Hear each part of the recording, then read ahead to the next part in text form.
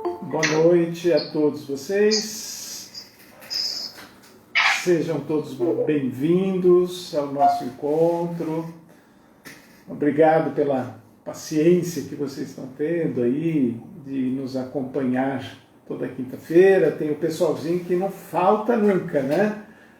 O pessoal do Instagram também, boa noite.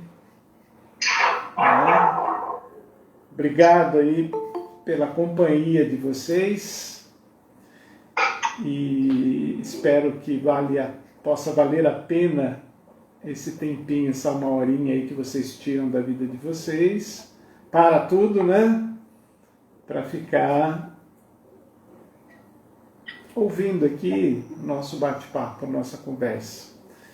Então hoje, quando vocês sentirem vontade de perguntar, falar alguma coisa, põe no chat aqui que eu deixo aberto aqui do lado. E aí as perguntas, colocações de vocês eu vou falando, e o pessoal do Instagram também. Eu não estou muito preocupado com o número de pessoas, porque eu vejo depois que tem um acesso legal no Instagram, né? Mesmo não divulgando, o pessoal que conhece acaba ouvindo num outro momento, enfim, tá bom? Então, o nosso papo de hoje, eu queria retomar um pouquinho sempre essa ideia que a gente tem em relação à responsabilidade que nós temos sobre a nossa vida, né? Sobre as nossas coisas, sobre as nossas falas, né? Semana passada a gente falou um pouquinho da importância da fala e um pouquinho também da responsabilidade que nós temos com as nossas atitudes.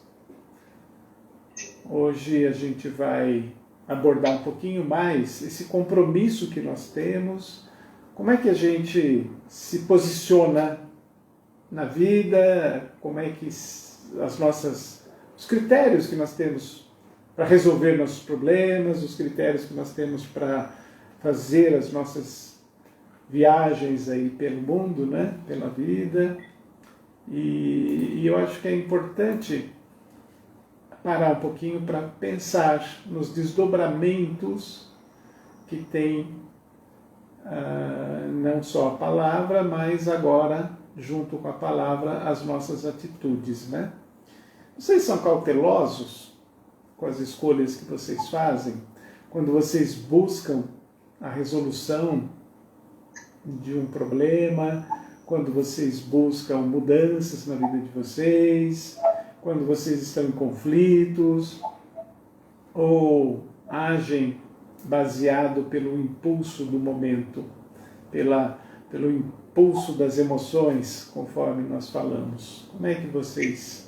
Qual o critério que vocês se utilizam para se colocar na vida, para viver a vida?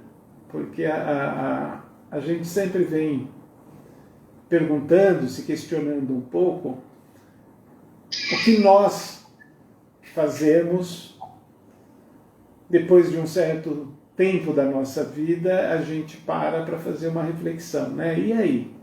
Como é que eu estou me posicionando?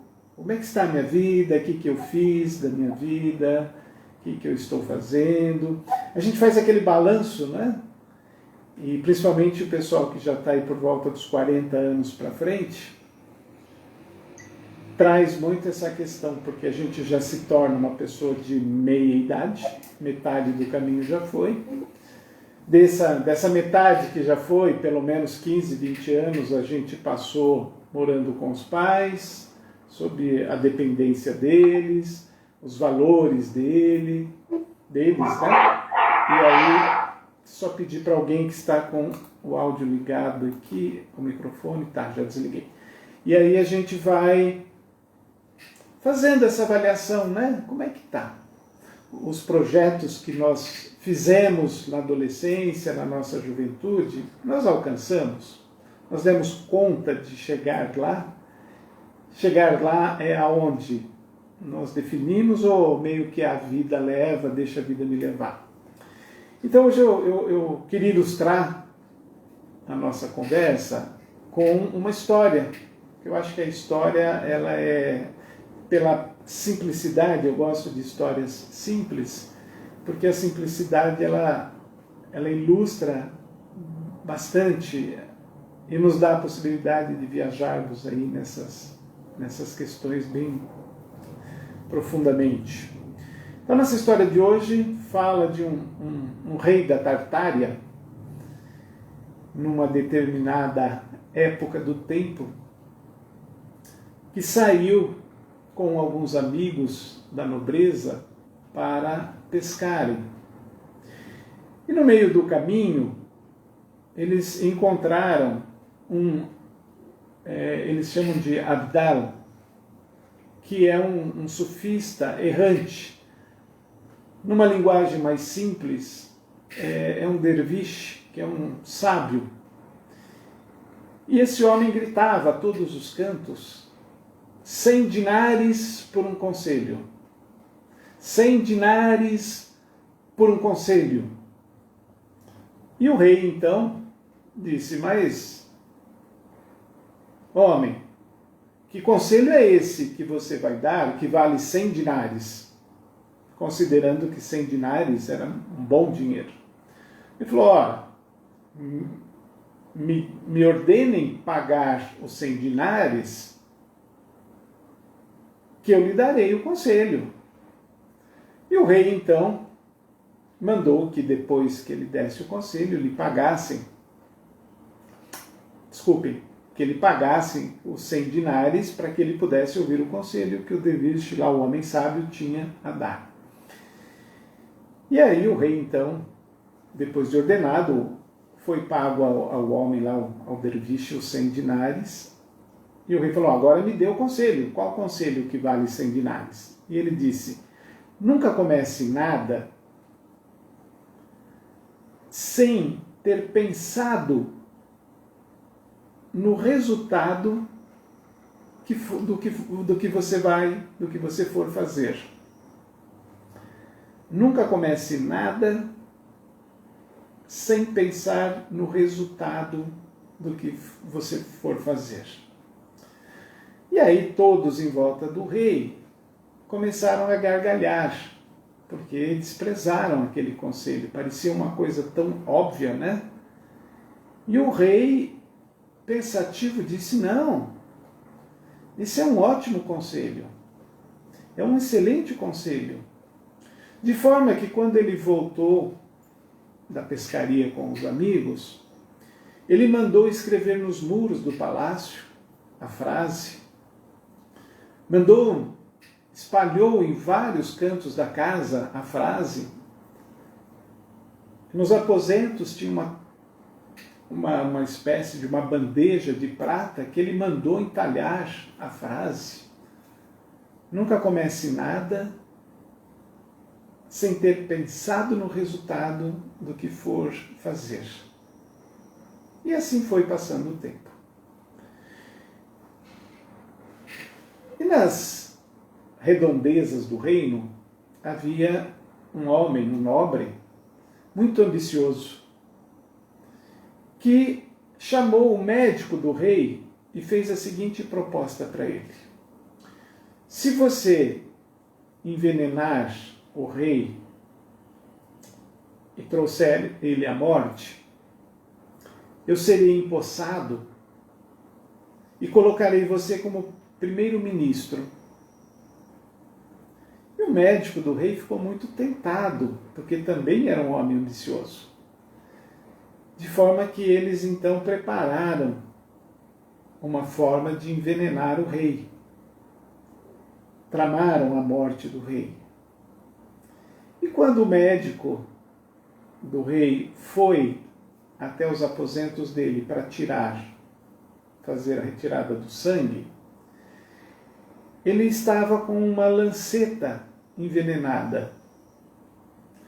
E o rei então descansou o braço na bandeja, de forma que o médico pôde ler a frase: nunca comece nada sem ter pensado no resultado do que for fazer.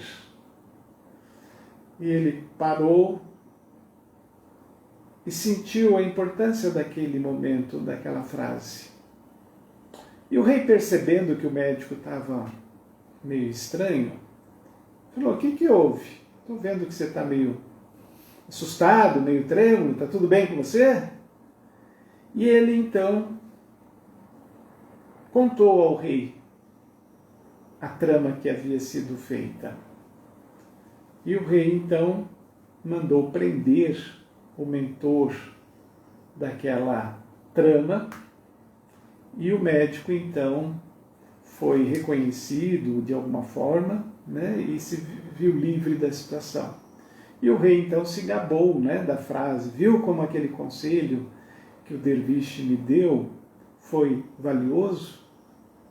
Pois bem,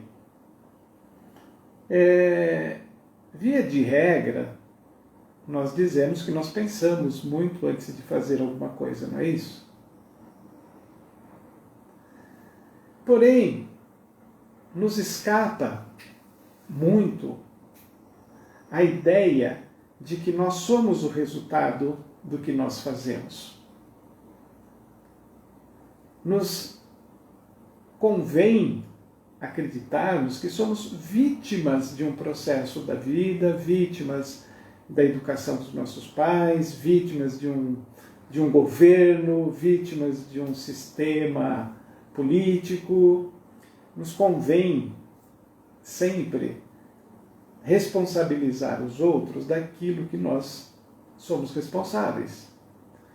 Então, quando nós entramos num padrão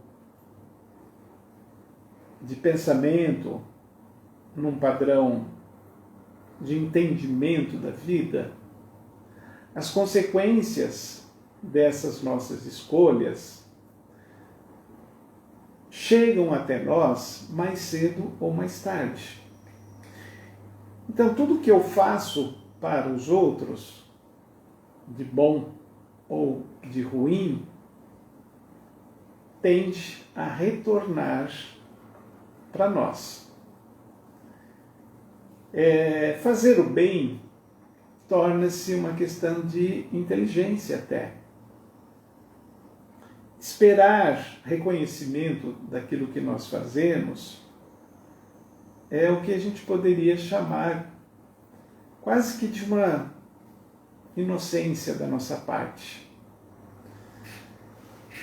Então vamos pensar um pouquinho, e cada um refletindo ao seu modo, na vida que está tendo hoje. Se eu pedisse para vocês darem uma nota para a vida de vocês, de 0 a 10, englobando tudo, englobando os aspectos das relações afetivas, englobando a vida material, englobando as expectativas que vocês tinham, sei lá, 10, 20 anos atrás, ou mais até, né? Desculpa.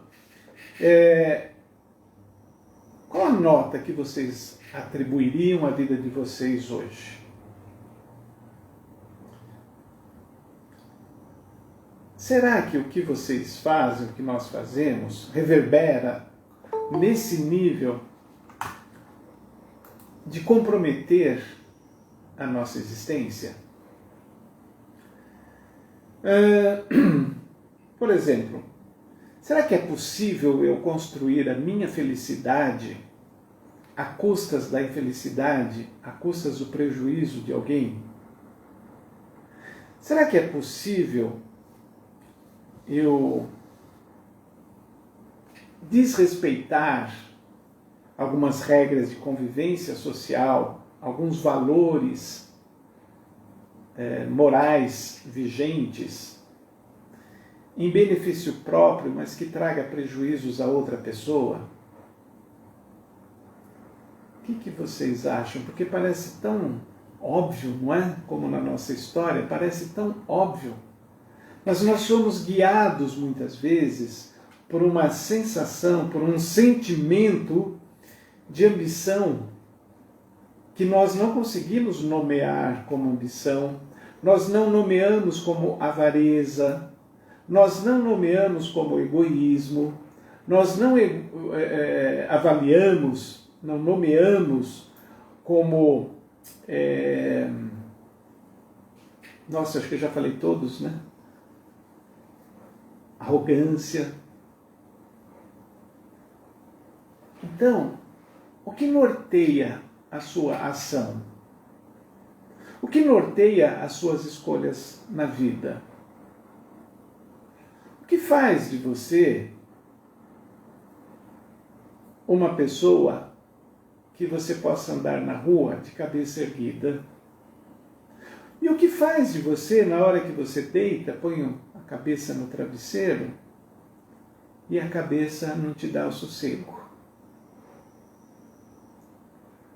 O que será que nos rouba, muitas vezes, a nossa tranquilidade?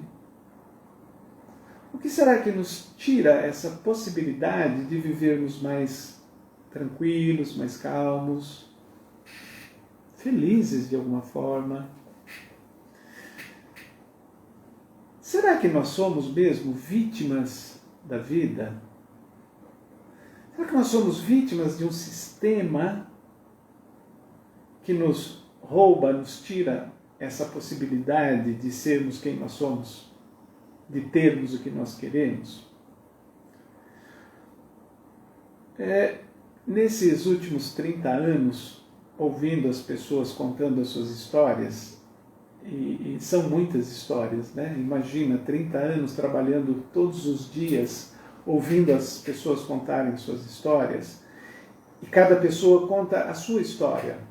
Por mais parecida que ela seja com a de outra pessoa, ela tem uma singularidade, ela tem uma personalidade muito específica. A tristeza não é a mesma para todo mundo, as alegrias não são as mesmas, o que motivam as pessoas a serem mais ou menos felizes é muito específico. E esse tempo todo, o que eu observei é que o principal motivo da infelicidade do homem é o próprio homem. Mas, acima de tudo, é a ignorância que abraça o espírito humano. É essa apatia que muitas vezes nós carregamos, essa preguiça de darmos um passo para frente, um passo além, e que nos leva a uma condução da nossa vida norteada muito mais pelas nossas emoções do que por um planejamento, do que por uma idealização.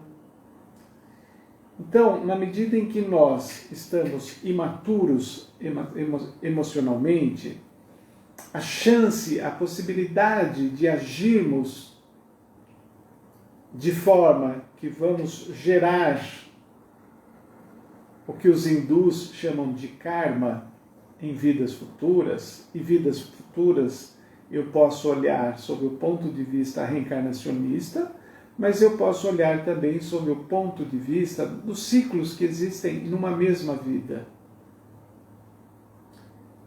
Então, quando nós estabelecemos um padrão de vida e parece, às vezes eu tenho a impressão que nós estamos num cercado onde algumas pessoas estão, sabe aquele chiqueirinho de criança que a mãe põe na sala, põe na cozinha, enquanto vai fazendo o trabalho ali, se ocupando, estudando, qualquer coisa, a criança fica se distraindo naqueles chiqueirinhos pequenos. E ela vai e gruda na redinha, levanta os pezinhos e põe o queixo, às vezes nem consegue, só os olhos acima daquele beiral que circunda o chiqueirinho. Às vezes eu tenho a impressão que nós vivemos um pouco nesses chiqueirinhos. Nós temos alguns objetos ali no chão que nós nos utilizamos para nos distrair, para brincar um pouco. E de vez em quando sentimos a opressão, o desconforto de estarmos no chiqueirinho, de estarmos presos ali. Choramos, pedimos para que alguém nos tire dali, assim como a criança faz, recorrendo apelando, né, que a mãe possa vir buscá-lo. E no nosso caso, nós pedimos a Deus, né, que Deus nos tire desse chiqueirinho. Nós pedimos às pessoas que estão mais fortalecidas, que estão fora desse chiqueirinho, que nos tire de lá. Com a diferença que a criança realmente fica limitada à ajuda da mãe. Ela fica efetivamente esperando que um adulto a tire de lá, fisicamente. E no nosso caso, que já somos adultos, como que nós podemos sair desse engradado, desse chiqueirinho, dessa caixa que nos mantém ocupados, que nos mantém muitas vezes pacificados na ideia de que viver ali dentro é a nossa sina, que viver dentro desse chiqueirinho, dessa caixa, é o nosso destino. E é assim que tem que ser. E nos conformamos com essa ideia. Nós vamos nos acostumando, porque nós não conseguimos sair dali de dentro. E aqueles brinquedinhos que estão no chão, que servem como distração, nós passamos a aceitar essa situação, nós passamos a acreditar que aquela é a nossa casa, que aquilo é o nosso universo, que aquilo é o nosso mundo, e essas são as nossas limitações. Porque depois que nós começamos a escalar as redinhas desse chiqueirinho, assim como a criança, nós somos tomados pelo medo. Pelo medo de cair para o lado de fora, pelo medo de não poder voltar mais para aquele chiqueirinho, porque de alguma forma aquela contenção também nos protege. Aquela contenção, de alguma forma, também nos mantém seguro. Viver dentro de uma caixa traz também algum ganho para nós, ou uma ideia de ganho. E na medida que nós sentimos essa ameaça de sairmos desse chiqueirinho, dessa caixa, a tendência é nós ficarmos paralisados, nós ficarmos imóveis, assustados, porque as mudanças que podem vir como consequência dessa atitude, dessa ousadia de sairmos de dentro dessa caixa, vamos entender como um castigo divino. Vamos entender como uma advertência que não foi acolhida. Porque sempre vai ter alguém que vai vir apontando o dedo para você e diz: não te disse? Não falei para você ficar quieto? Não falei para você não fazer isso que você queria fazer? E por um outro lado, se nós não estamos preparados para sair dessa caixa, desse chiqueirinho que eu fiz como referência à imagem da criança, é provável que aumente o nosso sofrimento. É provável que a gente não consiga, porque nós não estávamos prontos. Porém, o que eu gostaria de trazer como matéria de reflexão é que o que importa é vivermos a experiência. É vivermos a possibilidade de não conseguir aquilo que nós queríamos, mas nem por isso deu errado. Quando que dá errado no nosso conceito? Dá errado no nosso conceito quando nós perdemos algo que nós tínhamos. Quando nós ficamos comprometidos com dívidas que nós não podemos pagar. Não é isso?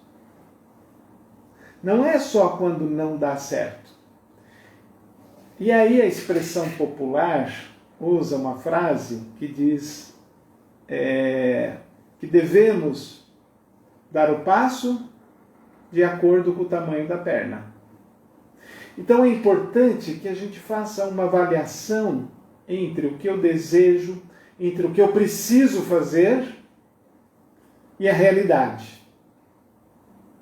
E aí sim, estamos nos preparando, fechando algumas possibilidades de cairmos durante a escalada. Porque depois que nós saímos da caixa, a pergunta é: para onde eu vou? Quando a criança consegue se libertar, porque uma hora ela sai do chiquirinho, quando ela está pronta, né? Quando ela cresceu, para onde que ela vai? A minha observação diz que ela vai explorar o que está por perto ali. Ou vai ao encontro da mãe, ou vai fuçar lá nas coisas que estão ao alcance dela. E nós, o que nós fazemos quando nós saímos dos limites que foram estabelecidos ou que nós estabelecemos para nós mesmos? Na maioria das vezes, nós sentimos muito medo. Porque nós somos um tipo de entidade, de ser, que devido a passarmos 7, 8, 10 anos da nossa vida dependendo de alguém, dependendo que alguém cuide de nós, nós levamos um tempo muito grande para nos assumirmos.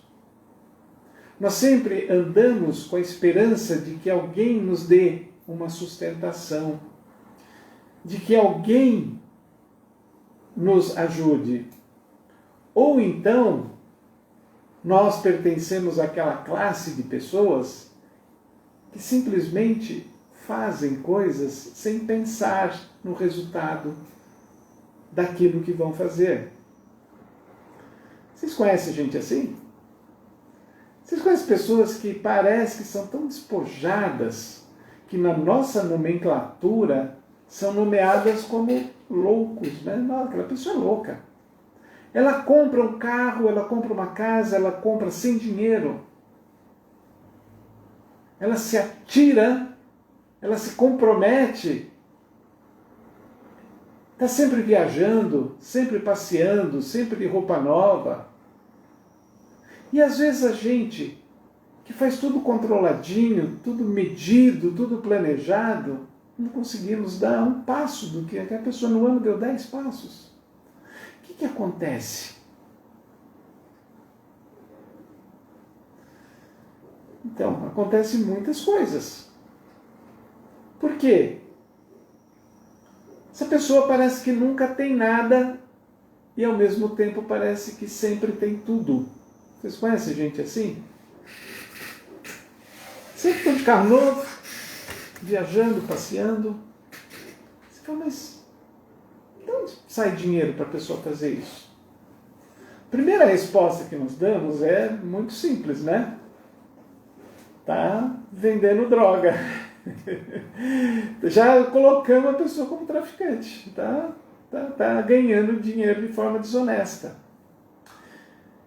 E não, né? Necessariamente. Às vezes, essa pessoa, ela usa o dinheiro só de passagem. Ela, sabe aquela pessoa que vende o almoço para pagar a janta? Tem gente que faz isso. Tem gente que não se importa em guardar, em ter. Ela usa o dinheiro de passagem, ela prioriza outras coisas na vida dela. Está sempre devendo mas ela paga dentro daquilo que é possível para ela, enrola, negocia, mas no final, em vez de pagar uma conta, por exemplo, ela opta em comprar uma bolsa nova, um sapato, fazer uma viagem, trocar de carro, pega dinheiro emprestado, ela paga, mas ela enrola, ela dá canseira para isso. Está errado? Todo mundo vai balançar a cabeça e dizer que sim. Mas está errado sob que ótica? Porque ela demora para pagar as pessoas? Porque ao invés de pagar a dívida lá que ela está devendo, o cunhado, o irmão, sei lá quem, ela vai viajar e protela? Porque dá essa sensação para a gente muito ruim, né? A gente não faz para fazer tudo direitinho, o outro vai lá e passa a mão pelos pés e tal. Só que ela está vivendo, né? Ela está vivendo, ela está curtindo, ela está aproveitando. E nós, dentro da nossa caixinha, estamos vivendo? É muito difícil viver dentro de um chiqueirinho, de uma caixinha, o tempo todo. Não significa e não aprovo o que essas pessoas fazem, tá? Mas é intrigante, porque me dá uma sensação também que são pessoas desapegadas. Não estou falando de psicopatias, não estou falando de pessoas de mau caráter, não. Estou falando de pessoas que têm uma forma de viver diferente um pouco desse padrão. O que você precisa hoje para viver melhor, mais feliz? Tirar a máscara? No mínimo, para todos nós, né? Você precisa de mais dinheiro? Ah, sim, né? Sempre, mesmo que eu tenha, quanto mais vier, melhor. Então, vamos pensar no conselho que o De Virgem, que o sábio deu ao rei. Nunca comece nada sem ter pensado no resultado do que você for fazer. Então isso vale para tudo. Na nossa história, o médico lá priva, né? Acorda, a frase desperta, nossa, o que eu estou fazendo? Porque esse cara poderia mata o rei, ele entra no poder, ele pode me matar, inclusive. E nem me colocar lá como primeiro-ministro dele, nem nada, né? Então, quando nós nos perguntamos o que eu preciso para ser feliz, o que eu preciso para viver bem hoje, eu tenho que voltar para essa frase. Eu tenho que pensar se o que eu vou fazer, o resultado final do que eu vou fazer, atende essa minha expectativa. Porque não esqueçam que é um conselho de um De Virgem, é um conselho de um sábio. Por mais óbvio que pareça, eu preciso minimamente estruturar essa atitude que eu pretendo e ser coerente. A minha atitude tem que ser coerente com o que eu quero. Porque o que eu também observei nesses 30 anos ouvindo as pessoas? Que não existe coerência entre o que elas falam, o que elas pregam e o que elas fazem. Se eu não sou coerente, se eu digo que quero uma coisa e faço outra, qual o resultado final da minha atitude? Percebe como muitas vezes nós criamos a possibilidade do fracasso? Eu queria começar perguntando para vocês uma coisa que eu pergunto para todo mundo. Quem me conhece, quem já esteve comigo, já escutou isso, né? O que é a vida para você? Uma pergunta simples. A resposta é meio complicada, mas o que é a vida para você? Será que você sabe de fato o que é a vida? O que nós viemos fazer aqui? Será que você sabe que você não sabe nada? Será que você sabe que você precisa estudar cada vez mais para descobrir que sabe menos? Tudo. Então, uma forma razoável que eu encontrei de viver essa vida, uma delas é, por incrível que pareça, é não pensar muito, viu? Olha os paradoxos. A frase nos convida, nunca comece nada sem saber o resultado final do que você vai fazer. Ou seja, pense. Mas ao mesmo tempo, eu não posso ficar preso no meu pensamento, senão eu também não faço. Tem coisa, gente, que se a gente pensar muito, a gente não faz, não é verdade? Filho é uma delas. Casamento é outra. Se você for pensar mesmo, você não faz. Se você for pôr na matemática ali, custo-benefício, você não faz. Você não faz algumas escolhas para o resto da sua vida. Então essas coisas, realmente a gente vive e não pensa muito. Porque se pensar, não faz. Algumas mudanças que nós temos que provocar na nossa vida, que não é o pensar. Não vamos ser tão levianos assim, né? É como pensar, é o que eu preciso de fato considerar. Porque, de alguma forma, todos nós vivemos dentro de uma caixa. Os brinquedinhos que nós temos, as nossas distrações ali, tem também os nossos valores, as nossas crenças, como nós vivemos, como nós acreditamos que é a vida. E na medida em que eu fico empobrecido, né? Na medida em que eu paro, fico paralisado, eu empobreço, é onde eu vou me desconectando, não é? O Cláudio está trazendo aqui que o ser humano é movido pela paixão, pela emoção. Sabe o que é interessante? Que não é exatamente isso que nos move. O que nos move é o sentimento de falta. Vocês estão tudo sentado, acomodado, bacana aí na casinha de vocês. Alguns na cadeira, na cozinha, na sala, deitado, no quarto, não importa. Aí você começa a sentir uma sede, uma vontade de tomar água. Depois eu bebo, não vou parar, não estou no celular, estou no computador, enfim, não vou até a cozinha pegar água. Só que na medida em que essa sede for aumentando, o que vai acontecer? Você vai levantar da onde você estiver e vai buscar água. Então, o que nos movimenta é a falta. É o registro da falta. Mesmo que seja um desejo, o desejo vem no sentido de contemplar um sentimento de falta. Então eu quero um carro novo. Por quê? Porque esse querer um carro novo, ele vem com uma possibilidade de suprir alguma falta, mesmo que seja emocional, subjetiva, que existe em mim. Diferente da água. A água vem para saciar uma necessidade, que é a minha sede, que é o registro da falta.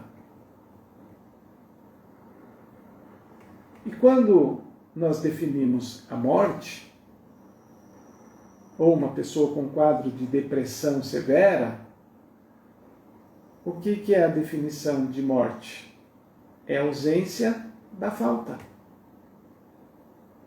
Quando nós não sentimos falta de nada, nós estamos mortos. Que é diferente de eu dizer que está tudo bem na minha vida. Muito diferente. Porque você vai ter faltas. Então, quando eu não sinto nenhuma ambição pela vida, nada, que é a falta, você está morto. Você está deprimido, porque nada te apetece, nada te traz alguma emoção? Nada te encanta. Significa que aquele chiqueirinho onde você vive, aquela caixinha onde você está, ela está pequena demais para você. Quando nós não temos mais o registro dessa falta, significa que a caixinha onde nós estamos está pequena demais para nós. Nós enjoamos dela. Aquele chiqueirinho que eu fiz referência lá atrás, ficou pequeno demais, ficou muito sem graça. Só que eu tenho medo de sair, então eu fico paralisado. E deixa eu contar uma coisa para vocês. Os navios estão seguros no porto, mas eles não foram construídos para ficar no porto. Por mais seguro que o nosso chiqueirinho, que a nossa caixinha esteja, nos ofereça de segurança, nós não nascemos para viver dentro de uma caixa. Nós não viemos com a finalidade de construirmos uma redoma. Nós viemos para viver. Mesmo as dores mais profundas são aquelas que nos ensinam mais. As grandes aventuras da vida, muitas vezes, estão naquilo que não deu certo. No nosso código. Muitas vezes, a nossa alma fica paralisada por conta desse medo de vivermos. O Cláudio está perguntando se o oposto não gera uma profunda infelicidade, a busca do querer tudo e não ter nada, e não ser nada, que é o difícil de equilíbrio. Quando eu falo da falta, eu falo desse motor gerador de vida. Eu tenho que ter uma certa indignação, eu tenho que ter uma certa predisposição para ir atrás dos meus sonhos, que é muito diferente disso, Cláudio, que você está trazendo, de eu ir em busca, quando eu quero tudo, é porque eu tenho um vazio existencial muito grande. Porque eu estou muito longe de mim. Então eu tento suprir, não mais a falta agora, o vazio, esse buraco enorme, eu vou tentando colocar comida, eu vou colocando bens, eu vou buscando nas coisas do mundo material uma forma de tamponar esse vazio existencial. Essa solidão que muitas vezes nós encontramos no meio do caminho, que nos faz repensar muito a nossa atitude. Eu diria que ter, claro que é importante, porque eu preciso ter paz para ser alguma coisa também, eu preciso ter equilíbrio, eu preciso ter conhecimento também. E isso muitas vezes eu encontro através do dinheiro.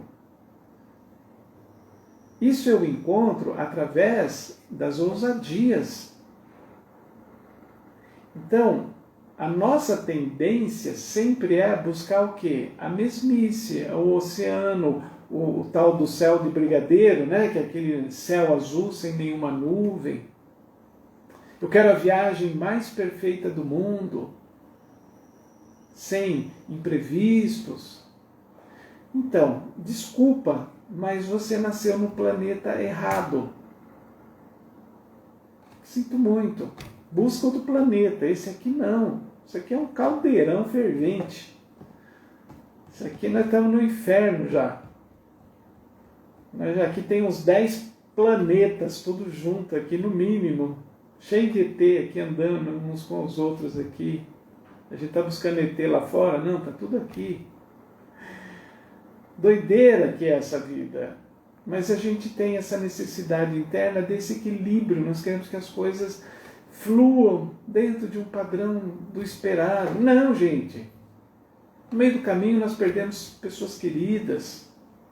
No meio do caminho nós perdemos emprego. No meio do caminho ficamos sem dinheiro. No meio do caminho o pneu fura. No meio do caminho bate no nosso carro. No meio do caminho nós perdemos pessoas queridas, amizades. Não é assim? Dá uma olhada.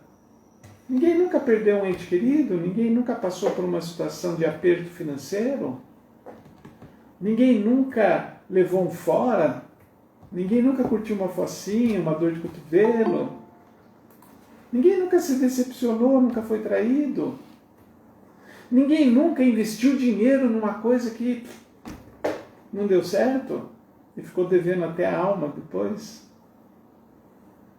Eu lembro de um caso que eu atendi há muitos e muitos anos atrás em São Paulo, que era um grande empresário, que tinha uma empresa de mais ou menos 2.500 funcionários. Ele sentou na poltrona e disse: cara, quebrei.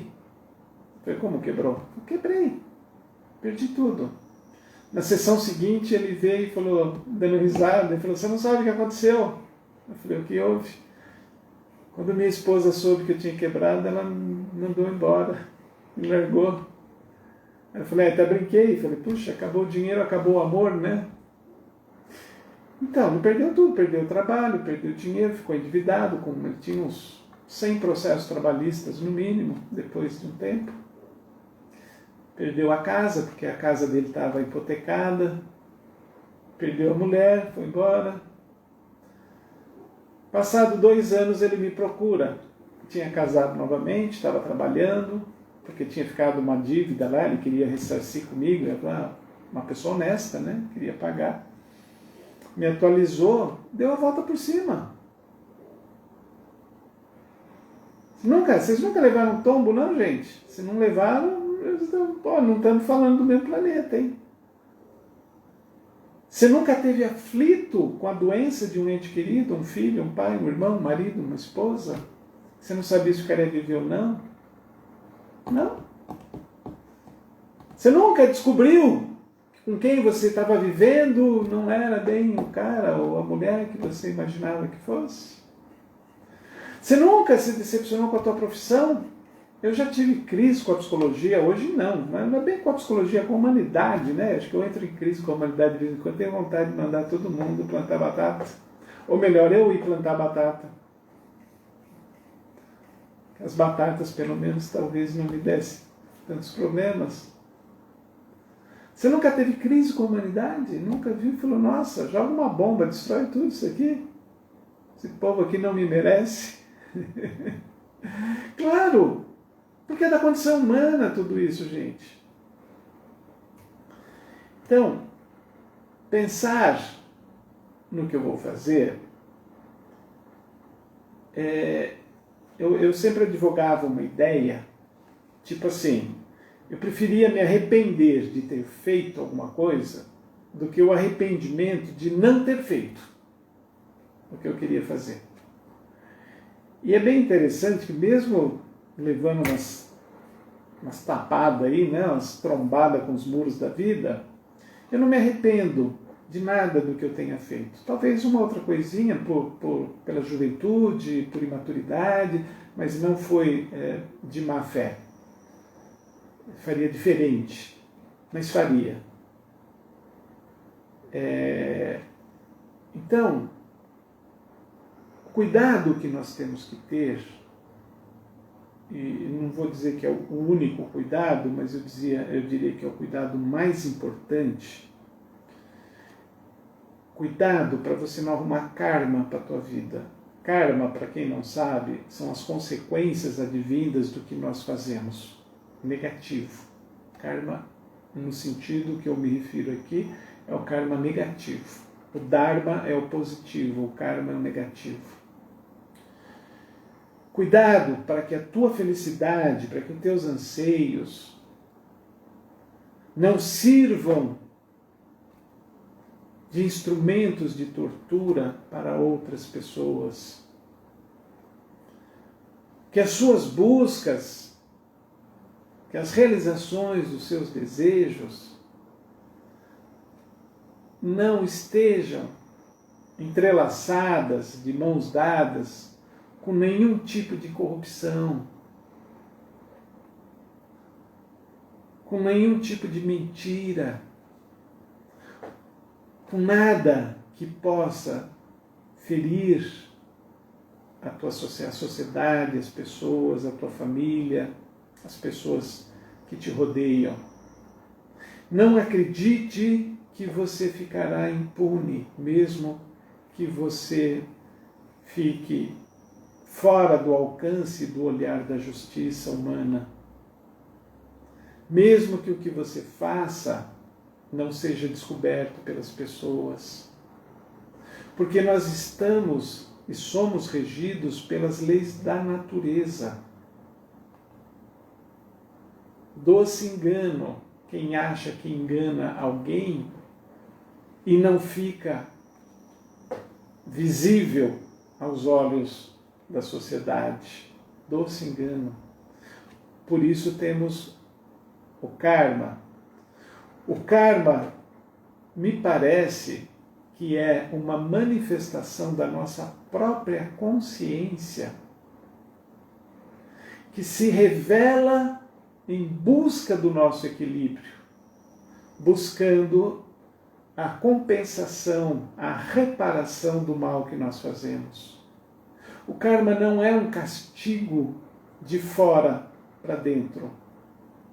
Não é uma punição de um pai, de uma mãe, mas é o despertar da nossa consciência que busca a reparação daquilo que nós transgredimos durante o processo da nossa existência. São acionados mecanismos inconscientes em nós que buscam esse equilíbrio e essa reparação, porque é assim que funcionam as leis da natureza que existe dentro de cada um de nós. Não se preocupem muito com o que vocês vão fazer. Preocupem-se mais com o que vocês não devem fazer. Porque todos nós temos um senso crítico, um senso de justiça comum, internalizados desde sempre. E toda vez que nós vamos fazer alguma coisa escondido do outro, se eu vou fazer escondido do outro, por dedução lógica, estamos fazendo algo que não devíamos fazer. Tirando festa surpresa pode. O resto, se eu dou uma camuflada, se eu engano, se eu estou lá burlando um pouco, significa que eu estou fazendo algo que eu não deveria fazer às escondidas. Não é assim? A pretexto de não arrumar encrencas, vai lá e apaga os recadinhos do WhatsApp, vai lá e bota uma senha perigosa no Facebook para ninguém acessar, no celular. Coisas bobas, né? Mas quem faz coisas bobas, pequenas, segundo consta na lei, é capaz de fazer coisas bobas grandes também. Não é assim? Então, para aqueles que buscam e desejam o próprio equilíbrio, uma vida mais confortável, sob todos os pontos de vista, ocupem-se com o que eu não devo fazer. Ousem sair da caixa, pular o cercadinho. Eu costumo dizer que viver é para poucos, porque viver exige essa dose de ousadia, essa dose de inquietação que faz a gente buscar as coisas. E mesmo que muitas vezes aquilo que você planejou, que você escolheu, não saiu de conformidade com o que você queria, isso te traga assim uma soma de sofrimento, porque as consequências nem sempre são favoráveis a nós, sob o ponto de vista do prazer. Se você fez um negócio e perdeu dinheiro, se você fez uma escolha, mudou de casa, mudou de cidade e se arrependeu, se você mudou de parceiro, de parceira, e sente saudades da outra vida, achando que você estava melhor, porque tem algumas escolhas que nós vamos fazer e são irreparáveis, está feito e acabou. Você fez um aborto, não tem como trazer essa vida, aquela gestação de volta, que tomou consciência. Então, é importante que a gente comece a entender que a vida sempre vai oferecer a oportunidade da reparação para nós. A vida sempre vai disponibilizar. O que eu acho fantástico da vida é que amanhã sempre é outro dia.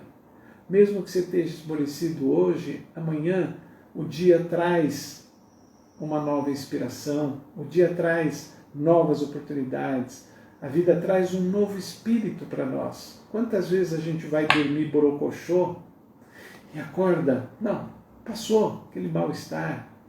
Quantas vezes vai dormir feliz, alegre e acorda meio azedo?